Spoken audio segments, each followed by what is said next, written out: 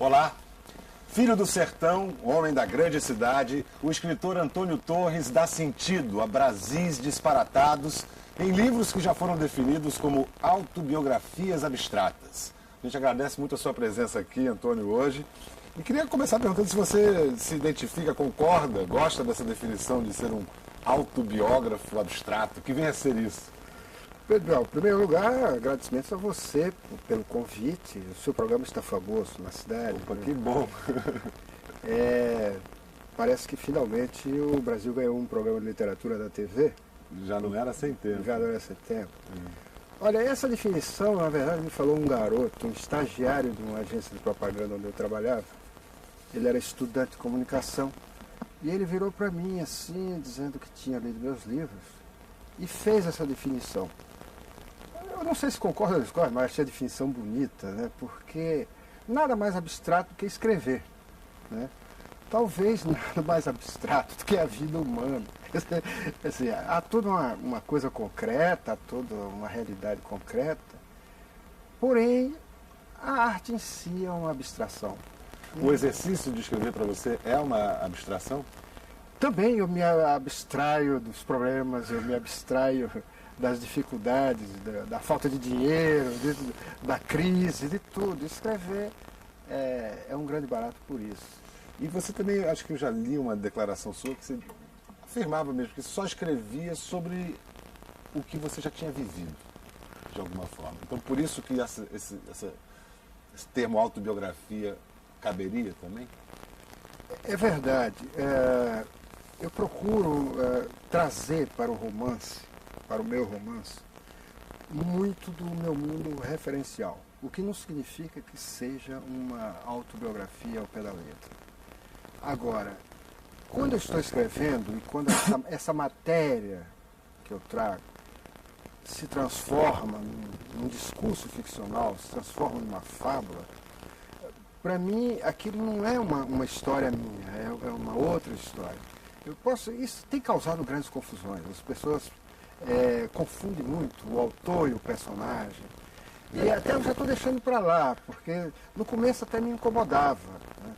Vou te dar um exemplo.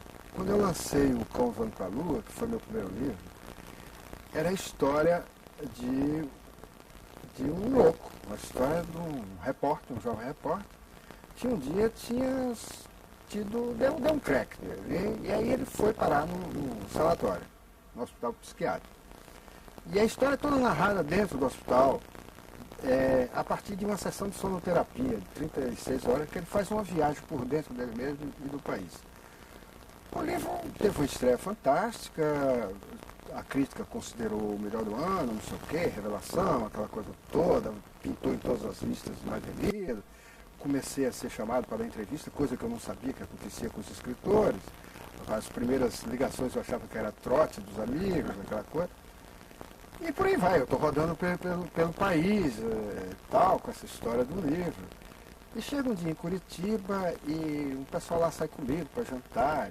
Depois vamos deixar no hotel e uma moça vira para mim e disse, que bom te conhecer. Eu disse, bom conhecer você também. Ele disse, não, mas eu fiquei tão tranquila depois de conhecer você. Eu disse, mas por quê? Eu pensava que você era louco mesmo. Essa confusão de pessoa em pessoa, sei lá, personagem, autor. A tendência que o público, que a gente tem, né? A tendência e fascinação mesmo de misturar realidade e ficção. É que nem ator em novela, que na rua é confundido com o personagem. E todos nós gostamos disso. Aliás, se não gosta do personagem, xinga o ator e tal. Acontece isso. Você estava numa matéria, acho que do Paulo Roberto Pires, no Caderno de Livros, dizendo que era uma amiga sua que estava transcrevendo os originais com o computador, e que ela se referia aos personagens, falando, não, o seu pai, a sua irmã e tal, e você dizendo, não, são personagens. É uma advogada, minha amiga, Vera Catalian, então ela me ligava no meio da noite, né, dizia assim, puxa, que maravilha, essa sua tia. Eu disse, Vera, não é minha tia, eu acabei de inventar essa tia. Ela disse, mas só essa sua tia maravilhosa. E depois, o que é que vai acontecer com seu pai? Ele vai beber ou não vai beber? Vera, não é meu pai. Né? E essa sua primeira namorada aí, vai rolar um ou não vai? Aí depois eu digo assim, poxa, a Vera está confundindo. No começo eu ficava assim, constrangido, sem saber o que fazer. Depois eu disse, deixa rolar, porque todo mundo vai achar a mesma coisa. E deixa que a minha amiga Vera pense que isso tudo é a minha própria história. E você realmente não escreve no computador, continua fiel à máquina de escrever? Bom, meu filho Gabriel, que é craque em informática, fez um computador para mim, montou um computador. Ele está lá em cima da mesa, estou já ensaiando as primeiras dedilhadas nele, já fiz alguma coisa, já escrevi a orelha do livro nele e tal. Mas outro dia eu tinha que escrever uma coisa, eu cheguei para eles assim, dá licença seu computador, empurrei um pouquinho, botei minha maquininha, né? Ai, que prazer, que delícia. Parece aquela coisa do cara que parou de fumar e de repente dá uma tragadinha. Acende o cigarro. Sabe que tem um programa de computador que você instala e as teclas fazem um barulho de máquina de escrever. Então, para esses nostálgicos.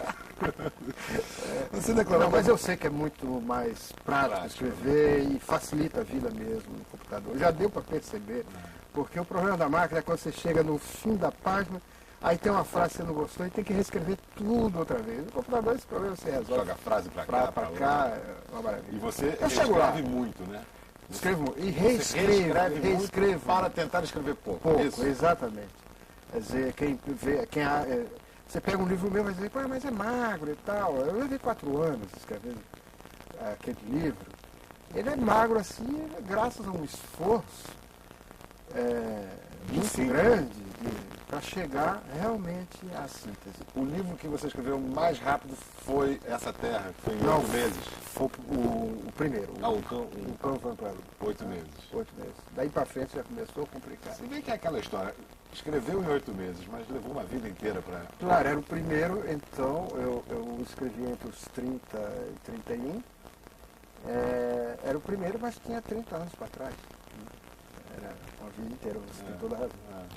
Agora, o Cachorro e o Lobo, você disse que significou o Cachorro e o Lobo que o Antônio Torres lançou ano passado, o mais recente livro, junto com... Depois a gente fala do centro de nossas desatenções. Mas você disse que o Cachorro e o Lobo significou uma espécie de ruptura na sua escrita, que você nunca mais iria escrever do mesmo jeito. Uma espécie de... basta de experimentalismo. É isso? Isso não quer dizer que todos os meus livros tenham esse caráter experimental. Agora, na verdade, nesse livro aí foi como se eu reunisse os cacos de todos os livros, né? Passasse tudo assim como uma peneira e tal.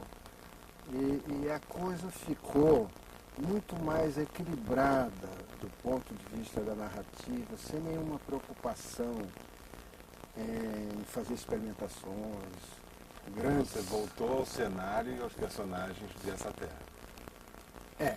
O Cachorro e o Lobo é uma revisita ao meu livro mais famoso, que é o Essa Terra, 20 anos depois.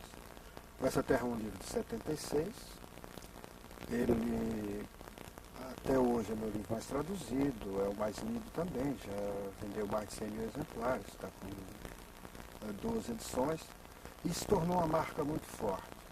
Tudo que eu publiquei depois dele, como o Carta ao Bispo, Adeus Velho, Balada da Infância Perdida, um táxi para General, tudo que eu publiquei foi muito bem, teve seu espaço, teve seu lugar, tudo tem mais de uma edição, às vezes até 4 edições. Foram todos muito bem considerados, mas sempre pairou sobre todos a sombra do Essa Terra. E isso era uma questão que eu tinha comigo mesmo. O que fazer para me livrar desta bendita / maldita sombra? Né? Eu tinha começado um outro romance que o título dele era Tempus Fugit. A ideia desse romance me veio ouvindo uma música de um pianista negro americano chamado Bud Powell. E eu ouvi essa música pela primeira vez num CD que uma amiga minha me trouxe da Alemanha, tipo assim, o melhor de Miles Davis. Eu gosto muito de música. Jazz. E gosto muito de jazz. Então, eu estou ouvindo aquela música e eu digo, aqui eu tenho um romance que eu estou procurando. Porque me deu a sensação de um sujeito andando na estrada de carro e vendo o tempo passar pelo retrovisor. E o próprio título, em latim, também me bateu muito bem no ouvido. Tempus Fugit. Eu digo, é meu romance. Aí eu comecei a escrever um romance. Eu já estava lá pela página 40, o que em termos de romance é muita página, principalmente um romance meu. Chegar à página 40 já é uma grande vitória. Deixei aquele lá, tal, fui lendo, aí eu vi que eu estava escrevendo um romance urbano, que por trás do romance tinha o estresse da cidade grande, o estresse desse fim de século, e que tinha muito ainda a poeira do táxi, levantada pelo táxi para Viana d'Austria. Aí eu digo, eu não estou suportando escrever esse romance com essa carga toda, então o leitor não vai suportar. Parei e fiquei sem saber o que fazer da vida por uns tempos, até me surgir essa ideia de rebuscar o Totoim, o narrador do Essa Terra, 20 anos depois. O Essa Terra termina com o Totoim, depois do enterro do irmão, que chega de São Paulo, ao interior da Bahia, e se mata 4 semanas depois. O Totoim, na época, tinha 20 anos. Aí, depois do enterro, ele resolve refazer o caminho do irmão, indo para São Paulo. E pronto, não se sabe o que aconteceu. 20 anos depois. Aí eu digo, o que aconteceu com aquele Totoim?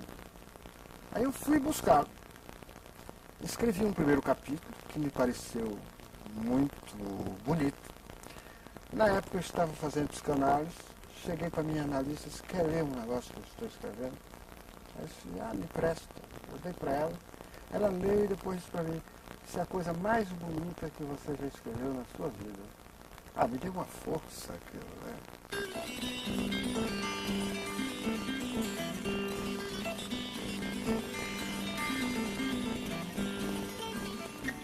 O livro, inclusive, representou alta da psicanálise. Eu me dei alta no meio da psicanálise, né? Quando ele engrenou mesmo, eu me dei alta. Mas eu levei tempo para fazer esse livro engrenar. Porque se o primeiro capítulo saiu muito bem, o resto não saía. Eu levei meses achando que não conseguiria mais escrever esse livro. Que aquilo tinha sido assim um suspiro e pronto. Bom, voltei, escrevi e tal, tornei a empacar no 4º capítulo. Aconteceu o seguinte, eu vou a Roma e a Nápoles para lançar o Essa Terra, na tradução italiana. Fico rodando pelo esplendor daquela cidade. Andei muito sozinho, aprendi a andar de ônibus em Roma, andei para lá e para cá. E comecei a me ver jovem na Europa, porque eu viajei muito pela Europa quando jovem. Demorou 3 anos lá, né? Em Portugal, e viajei por aqui tudo. E depois houve uma palestra minha na Universidade de Roma, em que eu falei muito que talvez o que esse velho mundo estivesse precisando era de uma boa e velha história bem contada. E um catedrático de literatura brasileira na universidade me chamou depois para almoçar e disse, você falou uma coisa muito, muito importante. Aí que vem a questão das vanguardas. O mundo já cansou de tanta vanguarda. O Ferreira Goulart, aqui nesse programa, ele disse, semelhante, ele falou assim que a vanguarda bateu no teto, tem limite, e que o número de histórias a contar não tem limite. Exatamente. Você teve essa experiência com o Grande Sertão Veredas, você me falando de andando lá pelo sertão, que a fábula não termina nunca. O fabulário daquela gente, as histórias não terminam nunca. Né? E aí em Roma, teve essa coisa na universidade e depois teve uma leitura pública do livro, no Centro de Estudo Brasileiro lá, que é fantástico, ali na Piazza Navona. E o auditório estava cheio e de repente todo mundo discutindo e entrando no barato, digamos, da fábula do Essa Terra, como se fosse um livro de hoje e não de 20 anos atrás. Aí me deu um clique. Eu vou voltar para o Cachorro e o Lobo agora, com toda a minha energia, com todo o meu empenho, porque eu acho que é isso que eu tenho que fazer neste momento. E assim foi. Quando eu voltei de Roma, não parei mais, e o livro saiu rápido, e aí ele está, e com um caminho muito bonito.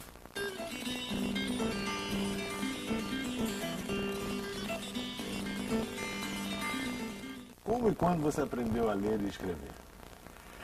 É uma longa história. Dá um romance. Dá um romance. Dá um romance. Pois é uma boa história, é isso que eu estou perguntando. Eu nasci na roça, né? Naquele mundo rural, sem rádio, sem notícias das terras civilizadas, como cantava Luiz Gonzaga, o rei do Baião, sem livros. Porém, naquela terra havia muitos contadores de história. As pessoas cantavam as histórias. Eu tinha uma vizinha que ia toda noite lá para casa, à luz do candeeiro, né, para tocar no violão a história do pavão misterioso, a chegada do Lampião ao inferno. Né, e aquilo ia me movendo, né, me fazendo viajar. Né. Depois, eu não sei porquê, começou a pintar o ABC, a cartilha, minha mãe começou a me ensinar a ler. E quando eu fui para a escola, chegou uma professora de fora, a professora Tereza, eu devo muito a essa mulher, veio para dar aula na escola rural, eu tinha que andar uns 3 quilômetros, num solão desgraçado para chegar a essa escola, ou debaixo de chuva, escorregando para ela. Eu já fui para a escola sabendo ler, pelo menos as primeiras letras, digamos assim. E a professora descobriu que eu não só gostava de ler, como gostava de escrever. Tinha jeito para coisa. Ela começou a fazer uma espécie de curso intensivo em cima de mim. Me treinava todo dia a ler em voz alta, que é um exercício fantástico para você escrever. Para ganhar ritmo. Para ganhar ritmo. Tudo. Você lia o que? Castro Alves em voz alta? Castro Alves, Gonçalves Dias. Tinha um livro chamado Seleto Escolar, que vinha com poemas, pequenos contos, trechos de romance. Eu nunca me esqueci, da primeira vez que eu li o Zé de Alencar, era um trecho dele que tinha nesse livro, dizia: verdes mares, bravios da minha terra natal, onde canta a jandaia na fronde do Carnaúba. Isso batia no meu ouvido com um som tão bonito, tão agradável. Né? E o Castro Alves, então, se você me perguntasse naquele tempo o que é que você quer ser quando crescer, eu ia dizer Castro Alves, claro. Cara, como bom baiano. Não, primeiro, o cara era bonito, dava sorte com as mulheres e movia as multidões. Era demais. A praça é praça, soldados parai, a praça do povo, como o céu do condor, e os soldados paravam de dar tiro nos estudantes. Isso era fantástico, maravilhoso, né? Quer dizer, então, essa coisa que foi, esse mundo que foi me formando, me encaminhando para os livros, e foi assim que eu escapei do Cabo de Enxada e acabei de estudar na cidadezinha mais adiante, Alagoinhas. E de Alagoinhas para Salvador. A primeira coisa que você escreveu foram as cartas do pessoal que não sabia? Bom, porque é o seguinte, quando chegou na escola, a professora começou a me treinar para escrever. E isso é um capítulo que eu guardo com muito afeto, era de como era feito esse treinamento.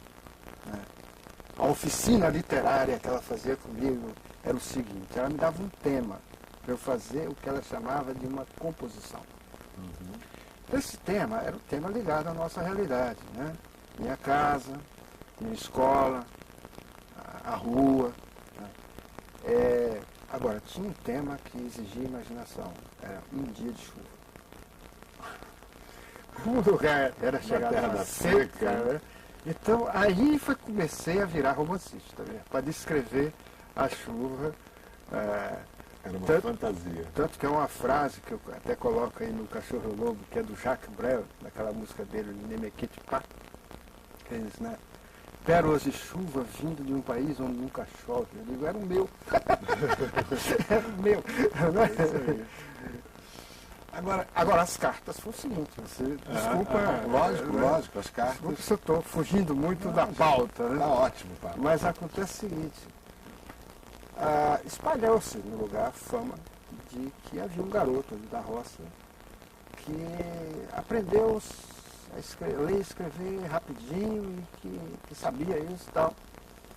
Bom, foi fantástico, porque de repente estou chegando para a feira, uma segunda-feira, e tem um sujeito assim parado no beco e me chama.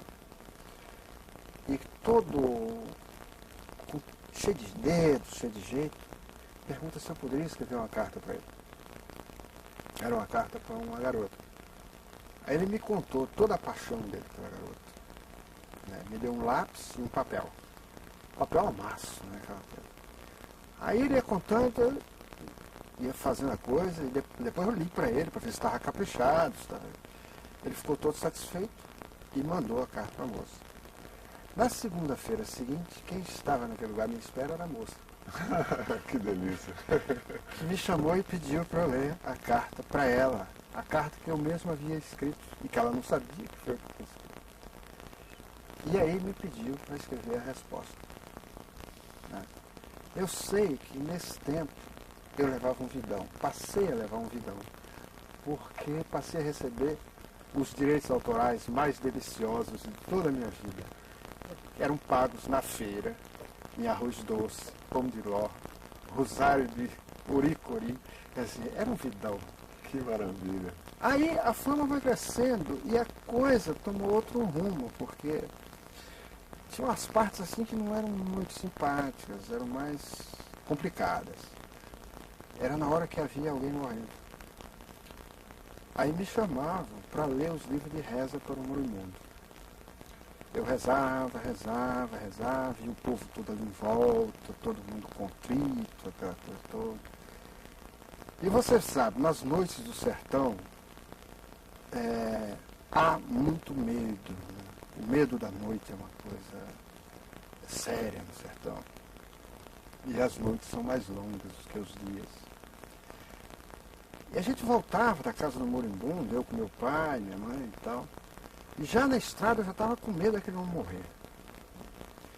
E aí o homem morria, coitado. Um dia ele ia morrer com todo mundo. E o homem morria. E cadê que eu tinha sossego durante muito tempo, né, por causa da morte daquele homem?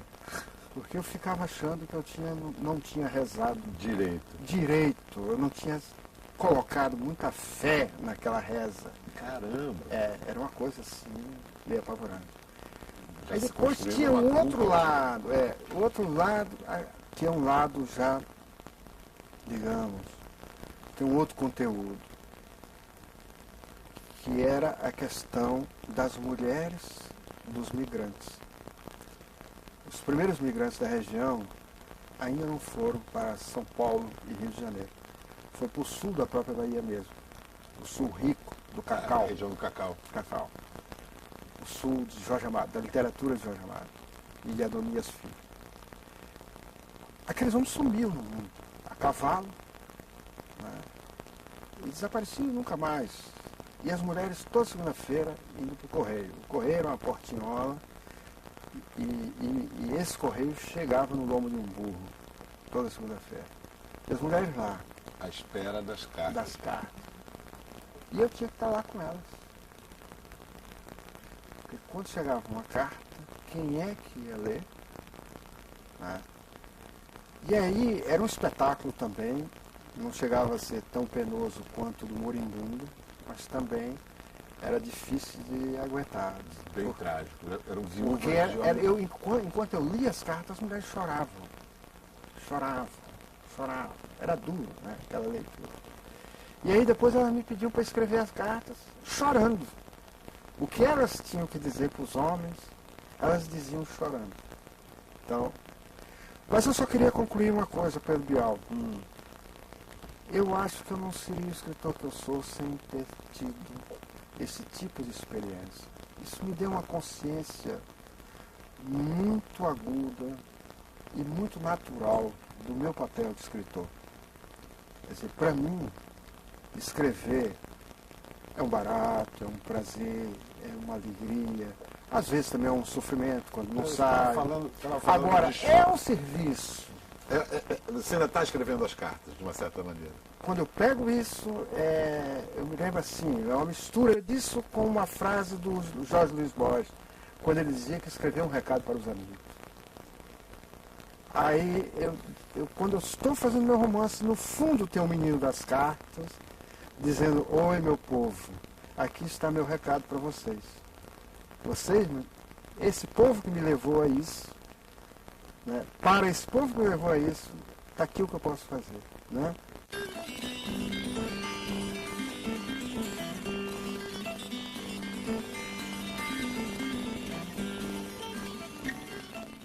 Está fazendo o que agora? Que projeto Eu você está estou com um trabalhando? projeto da Pesada, você me perdoe dizer isso, que nasce do livro Centro das Nossas Atenções. Ali eu fiquei encantado com a história do Rio de Janeiro. Acho que o Rio de Janeiro tem a história mais brilhante do nosso continente, mais rica. É a cidade com uma biografia para ninguém botar defeito. Tá? E eu, na qualidade de baiano, adotei, entrei, mergulhei nas... Eu tenho uma biblioteca de Rio de Janeiro, e depois daquele livrinho, o pessoal lá no centro enlouqueceu a me mandar sacolas e sacolas de livros, cada alfarrado, livro caindo aos pedaços, livros enormes. E eu continuei estudando esse assunto, e digo a você, não se surpreenda se eu trouxer uma contribuiçãozinha muito pessoal para os 500 anos do nosso descobrimento. Pô, que ótima notícia. Uma biografia do Rio de Janeiro, podemos dizer assim. Não será isso. Estou procurando meu recorte, serão alguns perfis de personagens e o começo disso, ou pelo menos uma parte bem forte disso, tem o pé no Rio de Janeiro. É aqui que está, aqui essa Bahia até Angra dos Reis. Que sabe? legal, né? Deu certo então escrever sob encomenda nesse caso. Nossa, estou enlouquecido lá na minha casa, minha mulher, você está louco, você dorme falando de pirata, acorda falando de índio, tropeça em francês. Quer dizer, estou alucinado com isso, mas olha, só ler os relatos dos escritores viajantes. E eu estou com medo disso, porque eu não sei que hora eu vou parar e vou começar a escrever. Porque cada página disso é um filme de aventuras. É um filme de aventuras. Né? Olha, maravilha, vem coisa boa aí. Bom, infelizmente a gente tem que terminar o programa. Antônio Torres, muito obrigado pela presença. Obrigado a você. Nós ficamos esperando aqui a saga que vem aí da história do Rio de Janeiro, sob o seu recorte.